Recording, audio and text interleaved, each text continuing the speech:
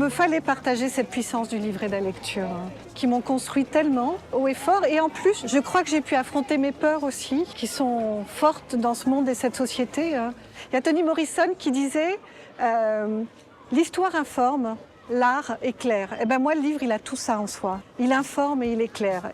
Le livre est l'outil émancipateur, c'est l'outil qui nous libère beaucoup des peurs, de l'ignorance, mais c'est aussi le lieu du plaisir.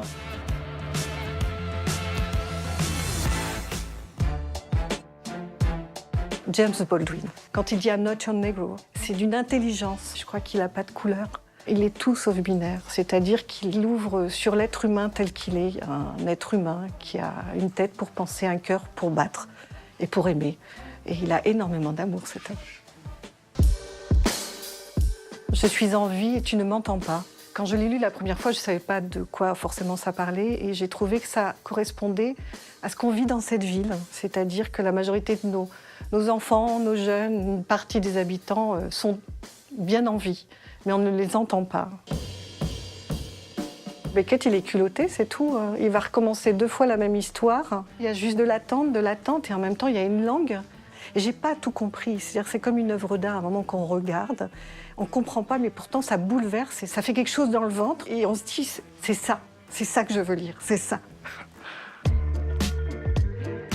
Au présent, qui sont des chroniques du présent passé, du présent présent, du présent à venir, dans l'espace. C'est un peu compliqué à expliquer. Et je sais pas en termes d'écriture comment elle a fait ça. Voilà.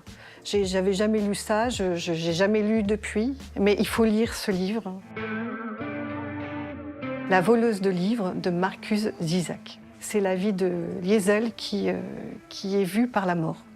Donc c'est la mort qui raconte la vie de cette petite fille qui est une enfant cachée sous le régime nazi en Allemagne et qui va arriver à survivre en récupérant, on dit volant, des livres interdits par les nazis. Et ça va être sa façon à elle de résister. C'est admirable.